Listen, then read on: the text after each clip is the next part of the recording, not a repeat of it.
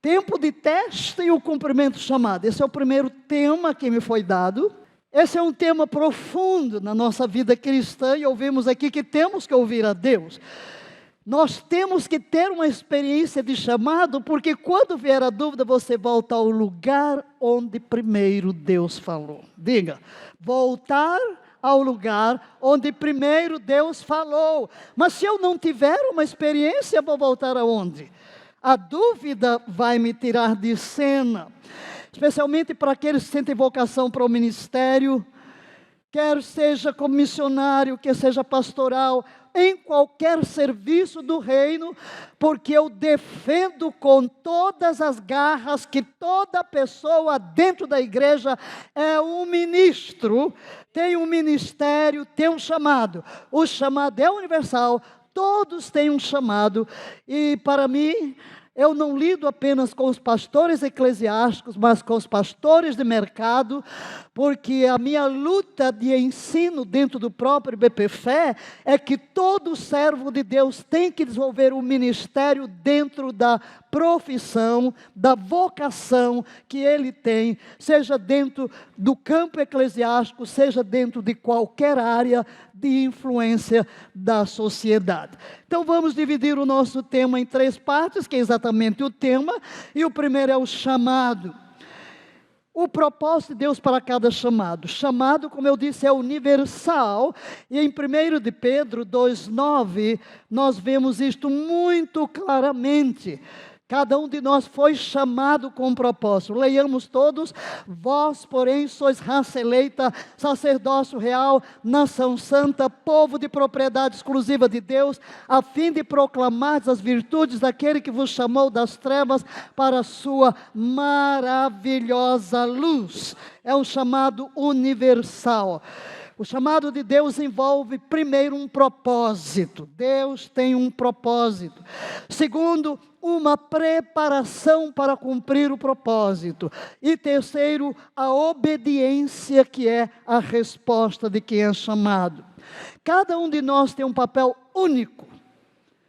Não há 2 ministérios iguais, nem 2 unções iguais. Você não vai encontrar 2 pastores iguais, 2 apóstolos iguais, 2 profetas iguais, porque o ministério de cada um é único dentro do plano de Deus. Não importa a função específica que cada um desempenha. O início de tudo é o chamado. Quais as características? Primeiro, iniciativa divina. Diga, iniciativa divina.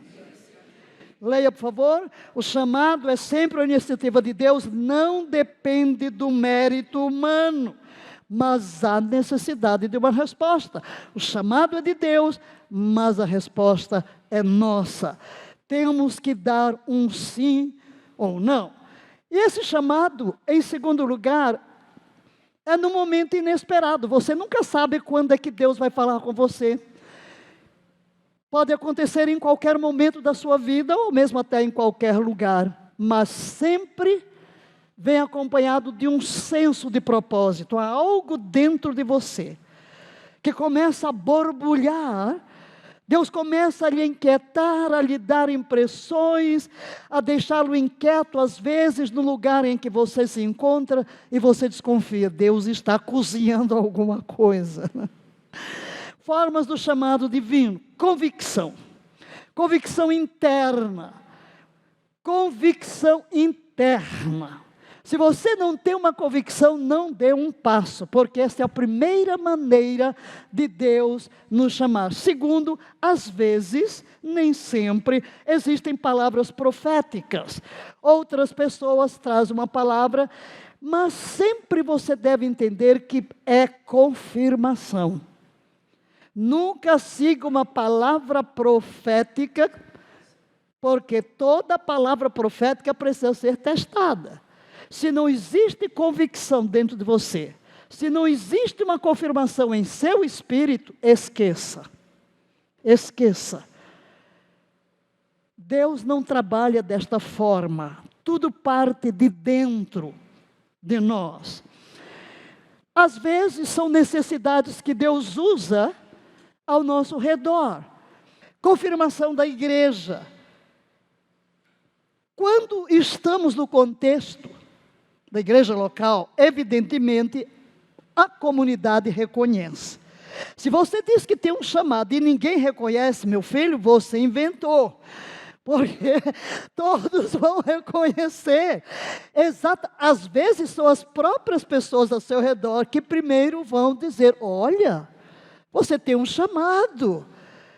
Eu lembro lá na África do Sul, quando eu havia abandonado tudo, e tinha um pastor que veio me fazer um convite, e disse: você vai voltar para o Brasil? E disse: eu queria oferecer o nosso ministério para cobri-la. Será muita pena se você fosse pastora, se você for evangelista, porque todos reconhecem o ministério apostólico em você. Você imagina, naquele tempo nem se ungia apóstolos, mas o ministério apostólico reconhecem. Por quê? Porque todos estão vendo as marcas. E ele dizia: mas você não pode ministrar só no Brasil, porque você tem que ministrar em outros lugares. Então, eu digo: não, a única coisa que eu tenho de Deus é esta: vá para o lugar de jejum e oração. Ponto final. Não tem convite, não tem nada. Você tem que ouvir a Deus. O que é que tu queres? Ele simplesmente diz: Brasil, treina o meu exército. Sim, mas você precisa de sentar e ouvir a agenda de Deus para tudo, não é? Verdade. Mas aqueles de fora vão logo entender, e nós precisamos disto.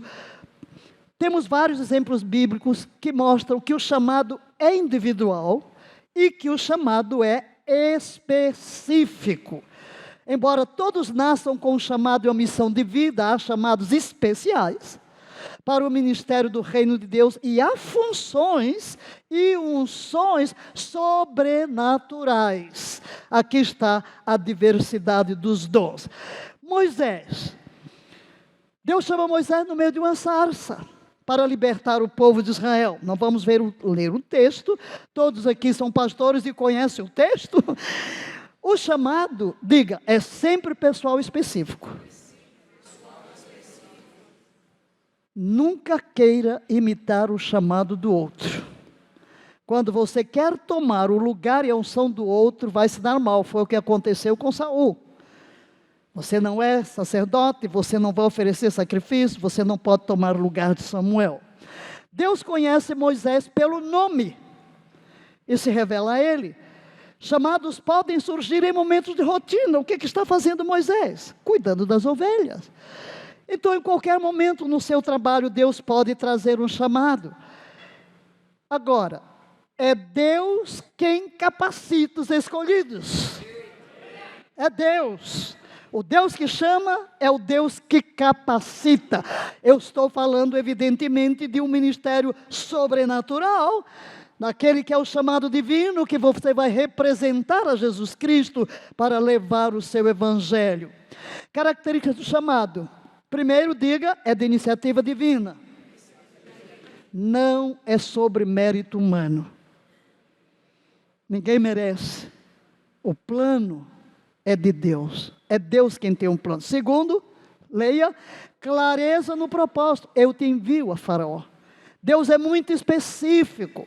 Não nos conta toda a jornada, mas Ele diz, o primeiro passo é esse. E Ele vai dando os próximos passos. E terceiro, a resposta é humana.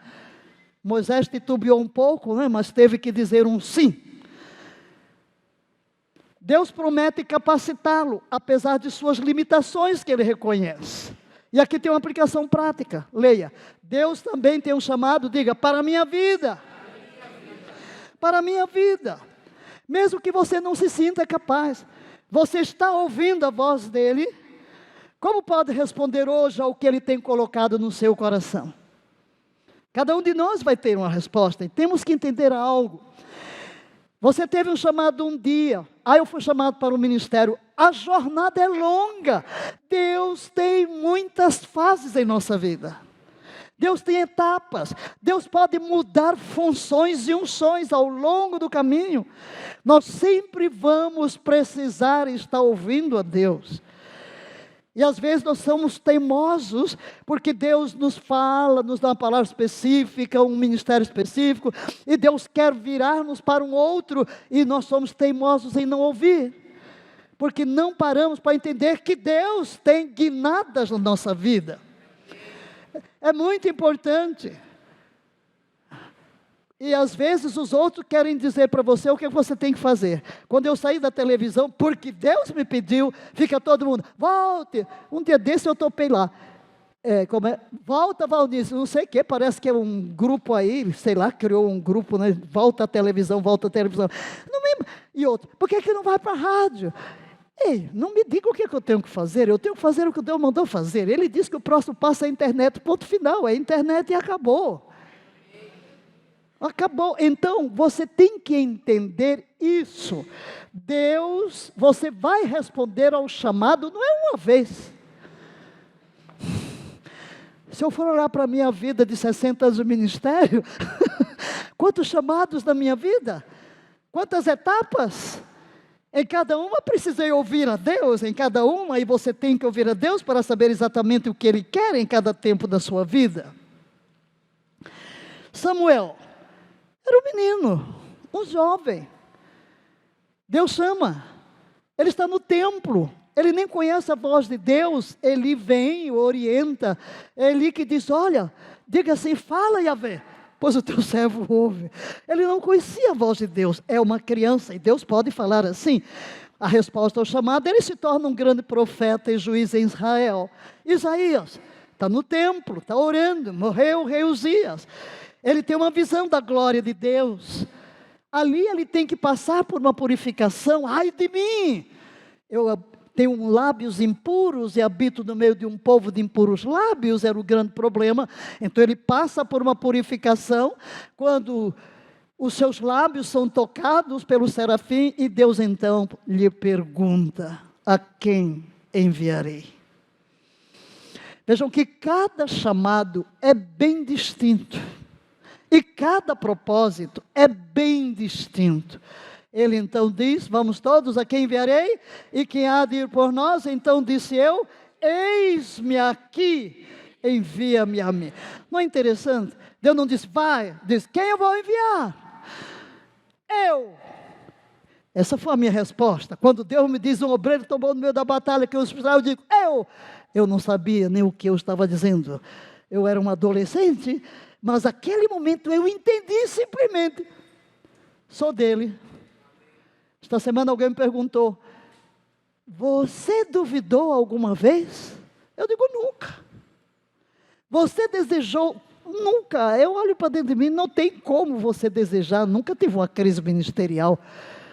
Nunca tive uma crise de dizer, vou deixar, vou... Não, por quê? Você, quando tem um encontro sério com Deus, não tem como. É vivo. É vivo. Como eu posso duvidar do ministério que Ele deu para o Brasil, quando Ele me joga no chão e eu ouço a sua voz temível? Temível, sua voz audível. Como você vai duvidar? Por isso você precisa. Mas os asos são diferentes. Nem todo mundo tem uma experiência sobrenatural, como a de aqui. No caso, como você vê a questão de Samuel, escuta a voz, sim. Mas nem todos vão ter. Jeremias, Deus vem e fala a Jeremias, e diz que ele é consagrado desde o ventre materno. Ele fica meio perturbado, eu sou uma criança, mas ele recebe a promessa de que Deus estaria com ele. Deus tocou sua boca e colocou nela as suas palavras. Ele diz o Senhor para ele, vamos ler, antes que te formasse no ventre te conheci, e todos a quem eu te enviar.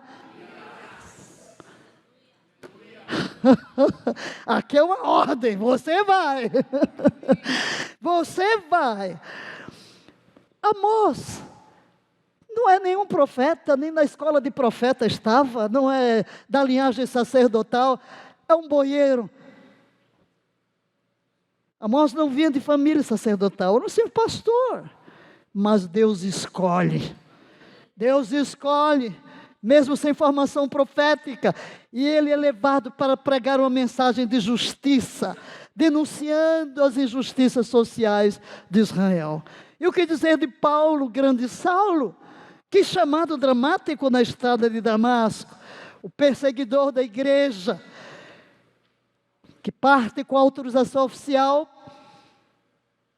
para perseguir, mas tem um encontro no caminho de Damasco, cego temporariamente por 3 dias, onde tem uma reflexão profunda. Quem vai ali? Ananias. Que Ananias? Não sabemos. Recebe a visão de volta, é batizado e se torna apóstolo. Chamado. Tempo de teste. Aleluia.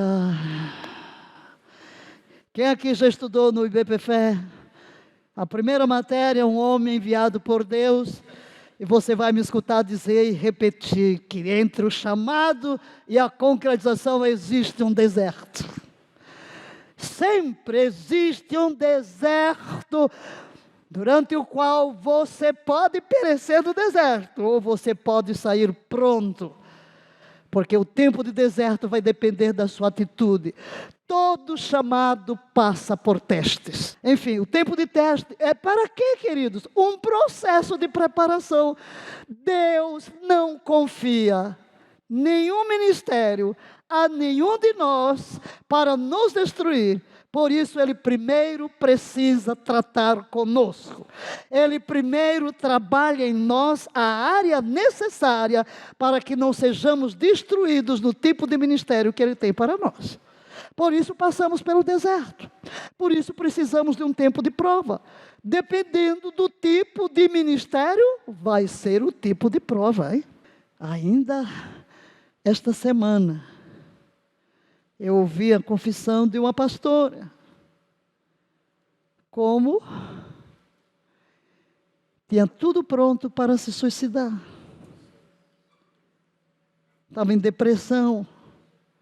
É claro que existe todo um problema de guerra espiritual, de ambiente no qual a pessoa está. Mas tudo isso é decorrente de quê? De áreas que não foram tratadas dentro de nós. Por isso precisamos do tempo de preparação. E aí onde Deus vai desenvolver as nossas habilidades. Ele nos convoca, Ele nos prepara, Ele nos prova até chegar ao cumprimento. Colocamos aqui na pirâmide, colocando o chamado como a base. Logo a seguir a preparação, dentro da preparação tem a prova, mas então vem o cumprimento. A necessidade do tempo de teste. Ninguém nasce pronto. Nossa fé precisa se aprofundar. Nossas habilidades precisam ser moldadas. O caráter precisa ser trabalhado. Leia, por favor, esta frase. Deus está mais interessado em quem somos do que no que fazemos. É primeiro ser, para depois fazer. Precisamos do fortalecimento na fé. As provações nos ensinam a confiar em Deus em todas as circunstâncias. É a prova. Você tem que crer que Deus está com você. O desenvolvimento de habilidades que precisamos. Precisamos de tempo para adquirir competências necessárias para o ministério, dependendo do ministério que Deus vai lhe confiar. As nossas motivações precisam ser purificadas. Temos que sondar sempre quais são as nossas motivações, porque queremos servir. Não podemos pensar que ministério é status. Não é. Quanta gente quer uma ordenação como pastor, pensando que ter o título de pastor é um status. Não, queridos. Não, Deus tem que provar a nossa motivação interior. Quando voltei para o Brasil, tinha o meu pastor que era uma disputa, porque eu dizia que eu não era nada. Mas você é missionário? Não sou, eu sou ex. Porque na minha denominação, né, pastor Pedro? Missionário não é simplesmente você foi enviado como missionário. É uma nomeação como, mas não é uma unção. Mesmo que você continue fazendo o mesmo trabalho, no mesmo lugar, você pediu a demissão, você já não é missionário, é ex. E ele, não está certo. Você não precisa de título. Mas ele foi, caçou um bocado de papel, tirou fotocópia de tudo e mandou para o MEB. E o MEB mandou uma carteirinha de missionário. Eu nunca usei, joguei na gaveta. Eu disse assim, isso aqui é o trabalho dele. Mas foi ele mesmo que no dia que nasceu o Ministério Palavra da Fé, convocou um conselho de pastores e me ordenou missionário. Pronto, satisfez. Aí está bem, houve uma ordenação. Houve uma ordenação. Mas, quando eu vi no programa de televisão, missionário, ei, tira esse nome de missionário, eu não sou nada não. Valnice. E você continua a ver só Valnice, porque eu sou antitítulos, tá? Por que você tem que dizer que você é esse, aquele outro? Por quê? Sou Valnice. Não deixo ninguém por lá, apóstola Valnice, pastora Valnice, Valnice, pronto, para quê? Aí chega num lugar, qual é o seu currículo? Serva do Deus Altíssimo, não chega não? Pronto.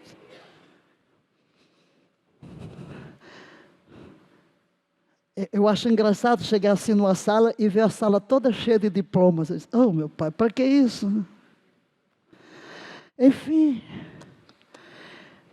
Você não tem nenhum diploma, Valnice? Está tudo na gaveta.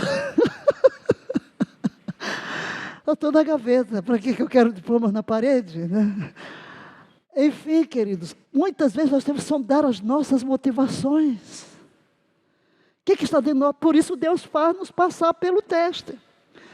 Aí você já sabe que eu venho de muitas fogueiras. Não vou falar das minhas fogueiras. Quero falar de princípios aqui. Mas certamente Deus não me colocaria onde eu estou hoje, sem primeiro eu passasse, fosse cozida, tostada, assada, torrada. Senão eu ia morrer na primeira semana de ministério no Brasil. Você não ia aguentar a pressão, você não ia aguentar as críticas, você não ia aguentar nada.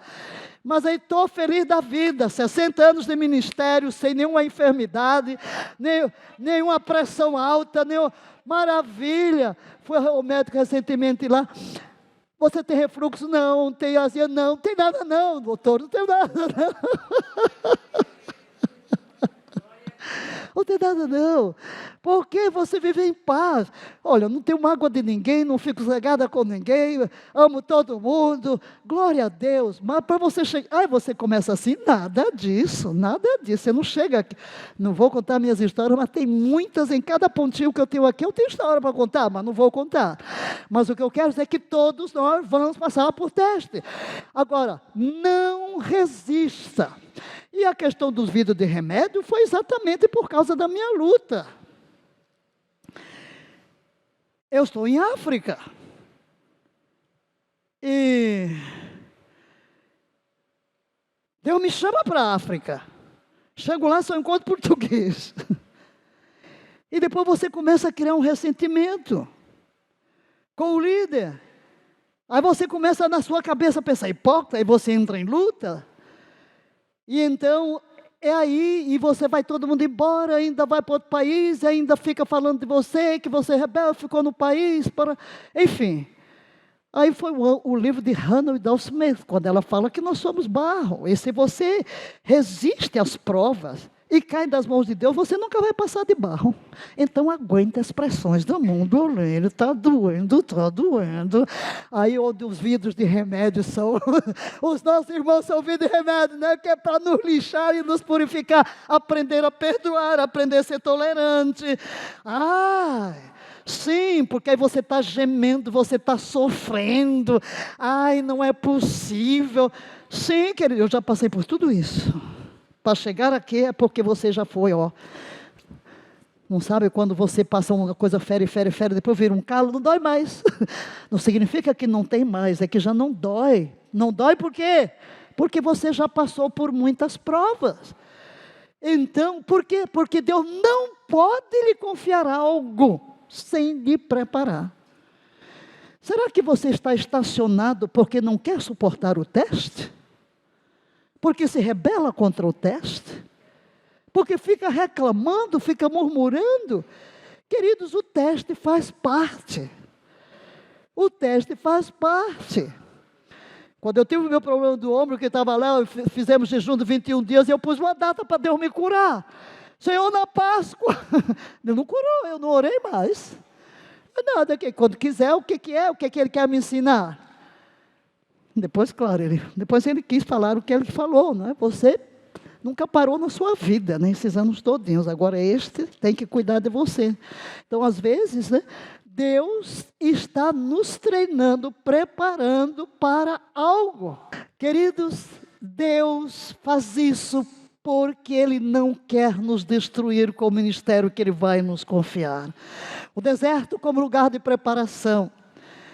Todos nós seremos testados. Pode perder o rumo, retroceder, duvidar ou sair aprovado. A primeira geração que saiu do Egito não foi aprovada, porque agora, lembre, lugar de solidão, deserto. Aprendemos a ouvir de Deus. Deserto aqui é figura de linguagem.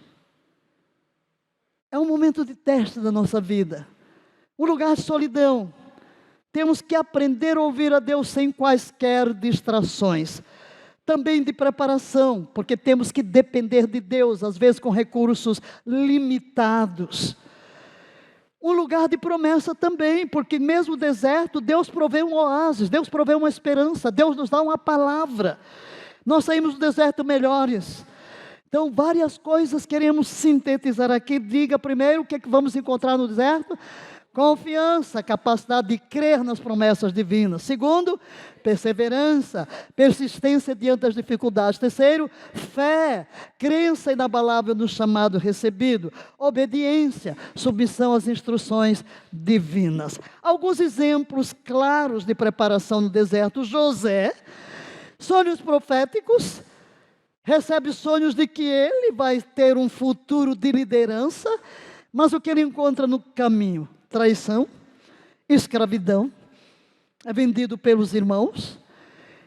No Egito, uma prisão injusta, acusado falsamente, preso por algo que ele não cometeu, mas no fim da jornada, o fim do deserto, é exaltação. Aleluia, e que exaltação, ele se torna o primeiro-ministro, a gente chamaria hoje, o primeiro-ministro do maior império daqueles dias, é o cumprimento para falar assim. Agora ele precisava de tudo isso, ele precisava aprender a depender de Deus, a crer, quando nada parecia, a perdoar, quanta coisa ele aprendeu a administrar, e ele é um instrumento para salvar a sua família. E como ele reage? Qual a perspectiva de José do seu deserto? Leia. Vós intentastes o mal contra mim, porém Deus o tornou para bem. Então tire os olhos do irmão que é a besatacil, tire o que é o vidro amargo, tire os olhos daquele que lhe atormenta, tire, por quê? Porque Deus vai usar tudo isso para forjar-nos, mudar o nosso caráter. Uma coisa que eu aprendi sobre o que Paulo diz, que todas as coisas cooperam para o bem, que todo mundo fica aí.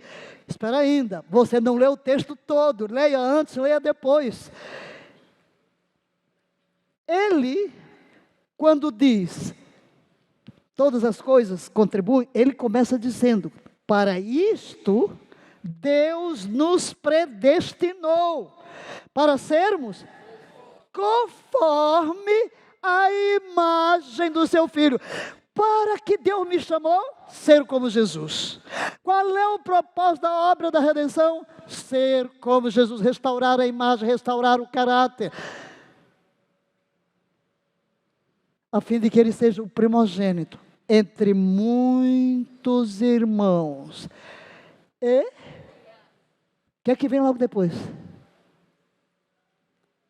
Por causa disso, todas as coisas contribuem. Para quê? Formar o caráter de Cristo em nós. Pega um versículo isolado, está pensando, mal se transforma bem. Não. Para aqueles que são chamados para ser a imagem de Jesus, o que ocorre à sua volta, Deus usa para formar o caráter de Jesus em nós. Amém? Tudo vai concorrer para o meu bem. Qual é o meu bem? Ser como Jesus. Qual é o propósito? Ser como Jesus. Nada menos do que isto. Cristo em nós, a esperança da glória. Forma Cristo em mim. Espírito Santo, forma Cristo em mim.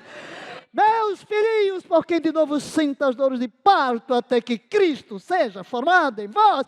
O que vai importar naquele dia, pastores, não é quantas pessoas você levou a Cristo, não é quantos sermões você pregou, não é você estar exposto aqui e ali, nada, porque todos os frutos do seu e do meu ministério, nada tem a ver com você, nada tem a ver comigo, tudo tem a ver com Ele. Somos meros canais, através dos quais a sua graça flui, dele é a glória. O que interessa para mim naquele dia é quanto do caráter de Jesus foi formado em mim.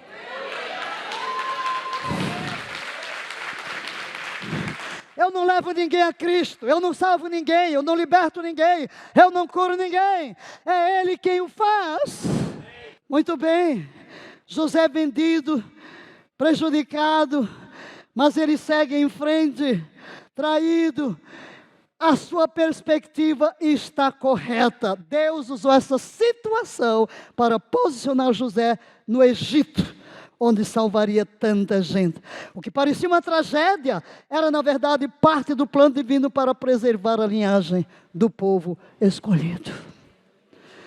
E aquilo que pode parecer uma tragédia na sua vida, Deus vai usar. Davi, do pastoreio ao trono, rei de todo Israel, finalmente foi reconhecido como rei. Mas quanto tempo ele esteve esperando?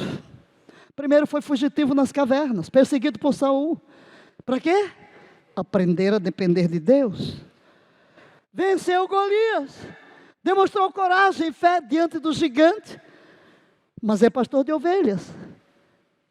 Para aprender a liderança e o cuidado no campo. Ungido jovem, mas passou anos fugindo de Saul, enfrentando dificuldades até assumir o trono. Entre o chamado e a concretização, um longo deserto. Lições do campo, vamos ler? O que é que ele aprendeu no campo? Coragem a enfrentar leões e ursos, responsabilidade pelo rebanho, habilidade com a harpa e composição, intimidade com Deus na solidão. Lições no palácio, observância da liderança, experiência militar e estratégica, compreensão da política do reino, lealdade mesmo sob perseguição. E agora no deserto, leia, formação de equipe com os descontentes, resistência à tentação de vingança, desenvolvimento de estratégia de diplomacia, confiança nas promessas de Deus. Veja que em cada fase Deus está forjando para ser o rei de todo Israel. Moisés, 40 anos no deserto, 40 anos da corte, e 40 anos liderando o povo. 40 anos em Midian. O que está acontecendo? Tempo de preparação no deserto. Cuidando de quê? Ovelhas. De que as ovelhas? Do sogro. Ele terá que conduzir milhões de ovelhas pelo deserto. Deus está forjando nele a identidade de um pastor. A paciência. O que ele aprendeu no palácio? Que educação ele recebeu para ser o grande escritor de todo o Pentateuco, para ser um legislador, para ser aquele libertador do povo, liderando. Aqui é o cumprimento do chamado. Agora, esse cumprimento do chamado, primeiro tinha que ter um preparo. Os anos de preparação são essenciais e foram essenciais para ele, para transformar o príncipe egípcio impulsivo vou te matar. E matou. Teria que ser um líder humilde, e a Bíblia diz o mais manso, né? Teria que ter um deserto para amansar Moisés, né? Até Jesus passou pelo deserto. Jesus está no deserto. Aprovação pública do Pai. Batismo, 40 dias de jejum. Depois de 40 dias, e depois vem a vitória. Como ele vence? Pela palavra. E então, vai iniciar o seu ministério público. Tem que enfrentar o diabo, tem que passar pelo deserto, tem que passar pelas provas, tem que passar pela tentação. As 3 tentações de Jesus. Primeiro, a tentação do pão. Leia: se és filho de Deus, manda que estas pedras se transformem em pães. Qual é o desafio? Leia: usar o poder divino para satisfação pessoal e necessidades físicas. Ouviram? Não caia nessa tentação. Não queira usar o poder de Deus para uso pessoal, para suas próprias necessidades físicas. Nem só de pão viverá o homem, mas de toda a palavra que procede da boca de Deus. Tentação do espetáculo. Se és filho de Deus, atira-te daqui. É o espetáculo. Qual é o desafio? Buscar validação através de demonstrações espetaculares. Você fica lá sonhando, querendo que Deus se manifeste no culto de maneira extraordinária para que seu ministério seja reconhecido, exploda e a sua igreja cresça. Resposta: não tentarás ao Senhor teu Deus. Tentação do poder: tudo isso te darei, se prostrado me adorares. Desafio a ter poder e influência por caminhos contrários à vontade de Deus. Cada área de tentação que Satanás vem a Jesus, ele vem a nós, porque são aquelas áreas vulneráveis dentro de nós. Por causa do nosso orgulho, nós nascemos com a raiz do orgulho. Então ele vem nessas vulnerabilidades nossas, e nós precisamos passar, porque temos que aprender a vencer. Tem que matar as raízes, arrancar estas raízes daninhas que nasceram dentro de nós. Ao Senhor teu Deus adorarás, e só a Ele servirás. Paulo precisou ir para o deserto, 3 anos de deserto. Depois do chamado, foi para a Arábia. Agora você imagina, 3 anos, ele tinha que desaprender a teologia. Ele tinha que reinterpretar a Bíblia. E o que ocorreu no seu deserto? Reinterpretação das Escrituras à luz de Cristo. Gente, a revelação que Paulo nos traz de Cristo é fruto do deserto. É fruto desse período. Todo esse período, desenvolvimento da teologia da graça. Eu diria, o que é que me deu todo o entendimento das Escrituras, tão diferente da minha formação de seminário? Foi o tempo de deserto, sozinho em Moçambique, no meio da guerra, levando gente para o hospital que morriam na mesma semana, não tendo o que comer, não tendo... Meu Deus do céu! Chega um momento que você, tudo que tem, um copo d'água para tomar banho, e não tem fogão, não tem luz elétrica, não tem gás, não tem lenha, não tem nada. Você vai aprender, está sozinho, com quem você vai conversar? Você não tem uma pessoa próxima da sua cultura, com quem você convive todos os dias e anos a fio. Não tem ninguém para conversar, ou para trocar uma ideia. Nada. Com quem você conversa? Com Deus. Conversa com Deus, lê a Bíblia, conversa com Deus, luta com Deus, e Deus começa a trabalhar em você, descortinar as Escrituras e lhe ensinar a palavra no deserto da solidão, quando você está sozinho, em crise tantas vezes. Sim, Paulo sai com uma revelação de Jesus Cristo incrível. É o deserto. Reclusão, as revelações de Deus, toda essa preparação na Arábia, crucial. Seu conhecimento teológico tinha que passar por uma revisão, e ali ele se torna o apóstolo dos gentios. Alguns versículos que queremos trazer a esta altura. Leia, por favor. A tribulação produz perseverança, a perseverança, um caráter aprovado. Tito, considerai motivo de júbilo o passardes por provações, pois produzem perseverança. 1 de Pedro, nossa fé é provada pelo fogo como o ouro. Propósito do tempo de teste: primeiro, maturidade. Ensinar humildade, paciência e dependência de Deus. Formar o caráter, refinar virtudes como integridade, perseverança, amor, capacitação, desenvolver competências necessárias para o serviço. Purificação, limpar motivações impuras e o orgulho. Qual a importância desse tempo difícil? Nós podemos perder-nos ou corromper-nos quando vier a responsabilidade do ministério. Por isso Deus faz isso. Precisamos crescer, porque há um crescimento da pressão, olha ali a planta. Se não houver pressão sobre a semente, ela não germina, ela não se desenvolve. Assim como a semente precisa romper o solo para crescer, as dificuldades nos impulsionam para cima. Você vai buscar a Deus.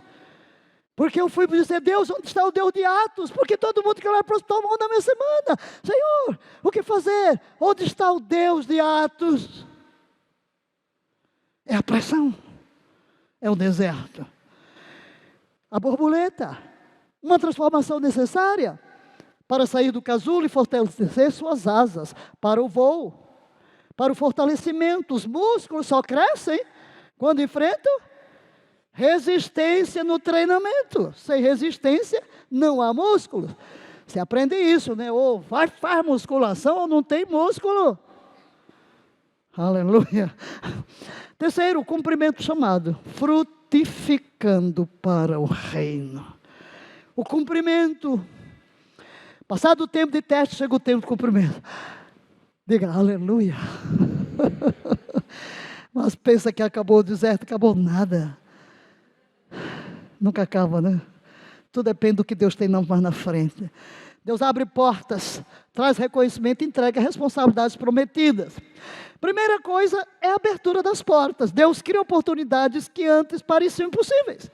Reconhecimento. Outros começam a perceber o chamado e a unção sobre a sua vida. Eu disse que eu cheguei aqui da África fazendo a mesma coisa, pregando, não sou ninguém. Aí lá vão as pessoas para o reconhecimento. Deus disse: vai, eu quero um ministério, você vai desenvolver o ministério do Brasil. Como poderia desenvolver? As portas se abrem. Deus fala: você vai começar no Recife. Eu chego em Goiânia, tem alguém de Recife, amiga, que está saindo da convenção e me oferece carona para Recife. Em Recife os pastores se reúnem, me ungem, missionária. Depois Deus fala com um pastor em Campinas, os pastores se reúnem, o pastor Pedro estava lá, me ordeno pastora. Aí vou para um encontro, os pastores presentes me comissionam apóstola. Eu não tenho nada a ver comigo. Você não tem que fazer nada, você não tem que defender seu ministério. Nada pode impedir de fazer, e eu estou fazendo a mesma coisa.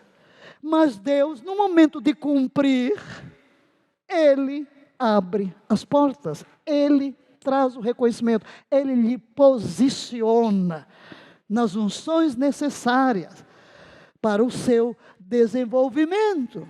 Por quê? Porque nada tem a ver conosco. Deus usa quem quer, chama a quem quer, quando quer. Ainda recentemente eu disse para alguém: olha, eu não tinha nada. Eu não tenho nada. Deus pegou o quê?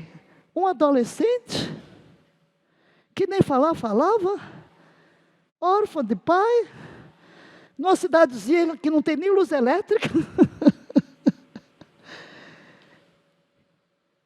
e pega uma missionária, que se oferece para pagar os estudos no colégio, promete que não vai falar de religião, mas vai orar para se converter, dá uma Bíblia, ela se converte, a missionária morre com 33 anos e escuta a voz de Deus. O que eu tinha para oferecer? Nada. Eu digo, eu não renunciei nada, eu não tinha nada para dar, eu não tinha nada. Então, tudo vem de Deus. Não temos do que nos gloriar de nada, coisa nenhuma na nossa vida. Amém? Temos que entender que Deus nos leva por essa jornada porque Ele tem um propósito. Porque, como dissemos, não depende de nós, é Ele, soberano. Ele sabe o que vai fazer em nós e de nós não depende de nós, só quer uma coisa nossa: submissão, rendição, obediência sem questionamento. Eu irei contigo até as últimas consequências. Responsabilidade, recebimento de uma missão. Deus nos coloca responsabilidade e nos leva a frutificar, porque aí o nosso trabalho vai produzir frutos. A capacitação divina, leia por favor.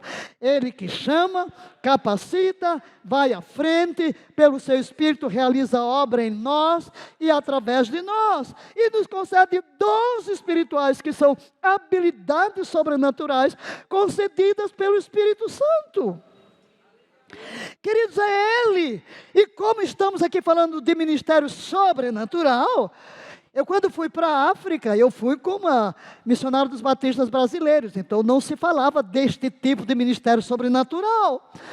Eu tive que passar pelo deserto e ler a Bíblia, ler. E eu tremia quando Deus me mandou de volta para o Brasil. E eu dizia, Senhor, eu não sei nem como é que se ora para uma pessoa ser batizada do Espírito Santo. Quando eu vim para a África, eu sabia fazer tudo, agora não sei fazer mais nada. Por quê? Porque você vai pensando que o ministério é apenas uma questão intelectual. E depois você descobre que não.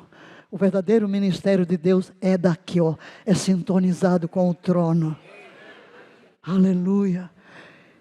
E aqui, os dons. Quando eu fui pregar, segunda semana aqui no Brasil, ainda vou pregar. E quando Deus escuta a voz de Deus, tem aqui uma pessoa com câncer. Mas eu pensei que era o pastor que estava dizendo. Foi por isso que eu levantei com confiança e perguntei onde é que está a senhora com câncer.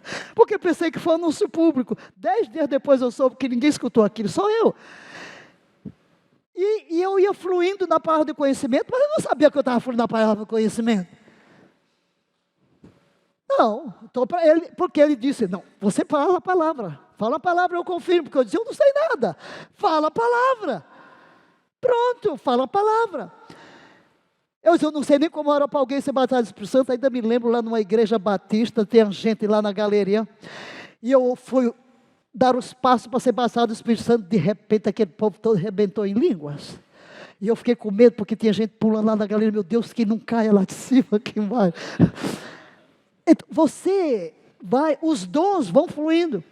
Às vezes eu ministrava para o pastor, chegava na frente de um pastor, aí ia falar de pastor e adultério, depois, gente, todo mundo em silêncio. E eu ficava na frente da pessoa, eu estou falando do problema dela, mas eu não estou sabendo nem que eu estou fluindo em palavra de conhecimento. Fui descobrindo, alguém disse, fale logo, porque vinha, subia, é Deus, diga, é Deus quem capacita. Depois do deserto, ei, não quero pular o deserto.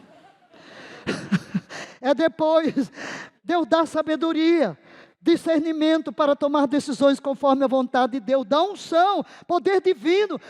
Gente, quando Deus me põe na televisão, aquele pastor aqui, Flávio Garçano, que liga, Deus me disse para pôr essa mensagem na televisão, tirar o que eu gasto lá na Globo, com as róticas Regardê.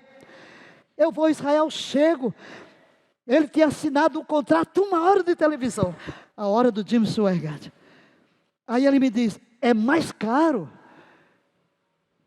fazer o programa, então aluguei uma ilha, vai filmar programas para 3 meses. Eu nunca tinha encarado uma câmera na minha vida. Você sabe o que é você receber uma responsabilidade dessa? O indivíduo assina um programa de televisão para você, de 1 hora de televisão, por 3 meses, e diz, você vai filmar. Está aqui a câmera, um atrás do outro, vai filmar para 3 meses aqui, porque aluguei a ilha de edição. Nunca vi uma câmera na minha frente, nunca usei um microfone em África. Agora, falar para o... Diga, é Deus quem faz. Não estou dizendo que eu não tinha borboletas mil voando na boca do estômago enquanto falava, né? Mas eu tenho um compromisso com Deus, eu vou te obedecer, nem que estrangule tudo por dentro, e não vou questionar, porque Deus é Deus, né? Então, o poder divino é quem capacita para o ministério que Ele nos dá. Agora, se você tem uma aliança com Deus que diz que vai fazer tudo que Ele mandar, e não vai questionar, Ele pode pedir você coisas que você acha que não vai conseguir, mas você obedece e Ele vai fazer. Proteção, cobertura espiritual durante o cumprimento da missão. Deus nos protege, queridos. Eu tenho tido um ministério muito intenso ao longo da minha vida. Eu voltei de África em 85. E nós estamos em 2025. Eu nunca tive sequer uma gripe. Deus protege ou não protege? E mesmo em África, no meio da guerra, ninguém nunca me tocou. Nunca mal nenhum me aconteceu.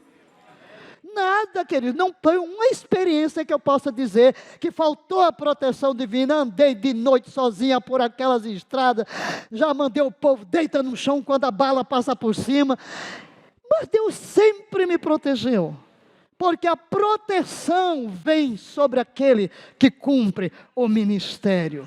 José, mesma coisa, glorificação e propósito. Depois de todo aquele deserto que ocorre, torna-se governador do Egito, porque interpreta os sonhos de Faraó, tem um plano de administração para os anos de fome, às vezes chora amargamente, mas é restaurado ao encontrar-se com o Cristo ressurreto. Por 3 vezes houve a pergunta: tu me amas? Então é comissionado: apacenta as minhas ovelhas. Cumpriu-se o chamado. Foi aquele que abriu a porta da pregação para os judeus e também para os gentios. Os primeiros 3.000 convertidos, os primeiros convertidos foi por sua pregação. Tornou-se coluna da igreja prometida. Mas vamos terminar com alguns textos aqui para você guardar no seu coração, porque tudo tem que estar fundado na palavra, e você vai ler comigo. Filipenses 1,6, aquele que começou a obra em vós, há de completá-la. Personalize, aquele que começou a boa obra em mim. Salmo 138:8, o Senhor cumprirá o seu propósito para comigo. Jesus declara o cumprimento das Escrituras em sua pessoa, quando ele diz: o Espírito de Yahvé está sobre mim. O mesmo, queridos, vai acontecer com você. Mas resumindo, esta parte aqui, leia: chamado. Deus chama independente das circunstâncias. Tempo de teste, fase necessária para maturidade, capacitação e humildade. Cumprimento, o momento de exercer aquilo para o qual foi chamado, com responsabilidade e dependência de Deus. Dica final para os chamados: não tenha pressa, o tempo de Deus é perfeito e diferente do nosso. Valorize o processo, receba o processo como parte do propósito de Deus. Confie no plano, Deus sabe o que está fazendo, mesmo quando não entendemos. Cresça no tempo de espera, use o tempo de preparação para desenvolver caráter e habilidades. Pergunte-se: Deus também tem um chamado para a sua vida? Você está ouvindo a Deus? Então responda. Como pode responder hoje ao que Ele tem colocado em seu coração? Curva a sua cabeça. Quem é idôneo para tal obra? Que te diremos diante da grandeza, da sublimidade, da extensão, da profundidade de um chamamento teu para uma obra sobrenatural, de parceiros teus, de membros da tua equipe, na implantação do teu reino aqui na terra? Só podemos dizer-te como Isaías: eis-me aqui, envia-me a mim. Nem sempre entendemos a fase do chamado. Tira o véu dos nossos olhos e dá-nos espírito de revelação, para que sejamos inteiramente transformados naquele vaso que tu mesmo destinaste para nós. e seremos cuidadosos em tributar-te toda a honra, toda a glória, todo o louvor e toda a adoração no precioso nome de Jesus. Amém.